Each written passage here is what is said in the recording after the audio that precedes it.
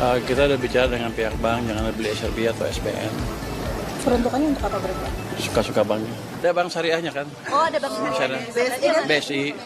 BSI satu lagi apa ya? Ada syariah 2 kalau Oh, nggak jadi salah. duanya syariah. Iya. Dananya bagi rata, Pak? Enggak, ada proporsinya beda-beda. Paling besar apa, Pak? Bank apa? Nanti kita atur. Itu memang dari besok ya, mulai besok dan jam berapa Pak? Harusnya cepat. Siang malam ini saya tanda tangan. Besok udah masuk ke bank-bank itu. Yang ditandatangani KMK apa? Ya, pindahin duit aja. Untuk mastiin itu uangnya tidak akan digunakan untuk beli SRBI atau SBN, seperti apa, Pak, nanti mekanismenya? Kita udah bicara dengan pihak bank, jangan beli SRB atau SBN. Peruntukannya untuk apa berarti, Pak? Suka-suka banknya. Yang penting kan kita likuiditas masuk ke sistem. Biar dananya nggak ngendap itu gimana Pak? Sekarang permintaan lagi menurun ya Pak? Ini, jadi orang pernah bilang juga seperti itu bahwa kredit nggak akan naik kalau ekonominya nggak maju gitu kan. Sudah pernah kita balik, kita kasih uang banyak, kredit tumbuh juga. Kenapa? Ketika bank-bank itu punya uang lebih, ada cost of kapitalnya kan. Kalau ditaruh di brankas, rugi dia. Misalnya nggak bisa taruh di BI lagi ya, rugi dia kan. Dia akan terpaksa menyalurkan kredit dalam bentuk kredit. Jadi yang kita paksa adalah diberi bahan bakar supaya market mekanisme berjalan sehingga mereka terpaksa menyalurkan, bukan terpaksa. Yang biasanya tadinya santai-santai terpaksa berpikir lebih keras sedikit, kan mereka pintar nih untuk mencari proyek-proyek yang bagus untuk menyalurkan dana itu supaya tidak mengalami negatif carry, negatif spread gitu. Jadi dengan cara itu hampir pasti uang akan nyebar di sistem perekonomian dan ekonomi akan tumbuh lebih cepat. Kredit pasti akan tumbuh Pak, tapi cepat dari yang sekarang. Pak, tapi ada hitungannya sih, Pak, dengan itu berapa Pak untuk ke pertumbuhan ekonomi ataupun peningkatan kreditnya berapa persen, Pak? Belum. Tapi yang jelas itu kan percobaan pertama. Kita taruh segitu dulu dan kita lihat dalam waktu seminggu, 2 minggu, 3 minggu seperti apa dampaknya di ekonomi.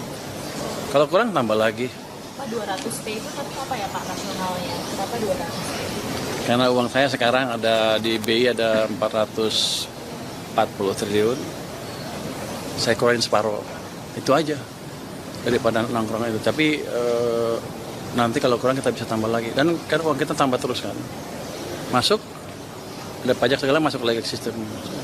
Tapi yang kita jaga adalah jangan sampai kalau kita terbitin bond, kalau kita menarik pajak, sistemnya kering.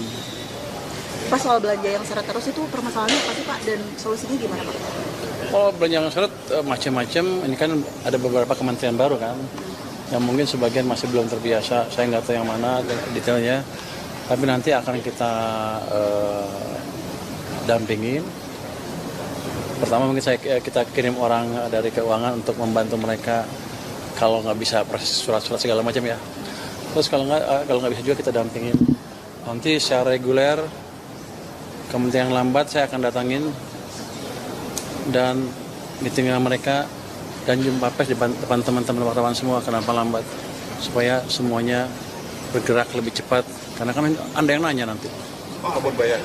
Kalau yang disisakan di rekening itu berapa persen sih Pak?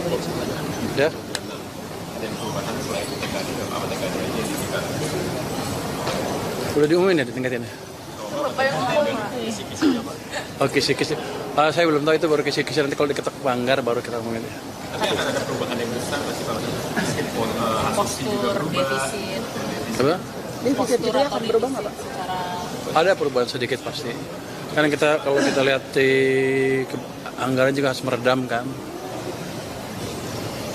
keresahan daerah, tapi nggak keresahan daerah sampai titik tertentu. Fiskal itu dari bulan Bisa berubah juga, Pak. Berapa yang Anda tahu? 48. Oh, saya nggak tahu. Ini tergantung diskusi sama Banggar. Tapi itu bisa berubah Pak? Bisa berubah, bisa naik, bisa turun. Pak, soal rasio utang yang bakal ditingkatkan ke 43% itu gimana, Pak? Apa? Soal rasio utang yang bakal ditingkatkan ke 43%. Yang bilang siapa? Ada isu aja sih, Pak. Oh, nggak ada. Oh, berarti nggak benar ya, Pak? Saya nggak tahu sampai sekarang saya belum dengar. Masih di 39 nanti, Pak? Ya seperti itu. Berarti masih dijaga di... Masih kita menjaga fiskal prudensi, kehati-hatian fiskal.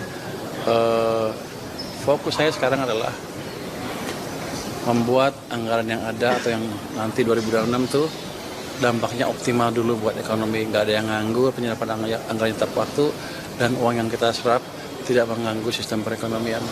Itu utamanya. Nanti kalau itu optimal, baru kita pikirkan kalau perlu mesin atau bahan stimulus tambahan lagi ke perekonomian.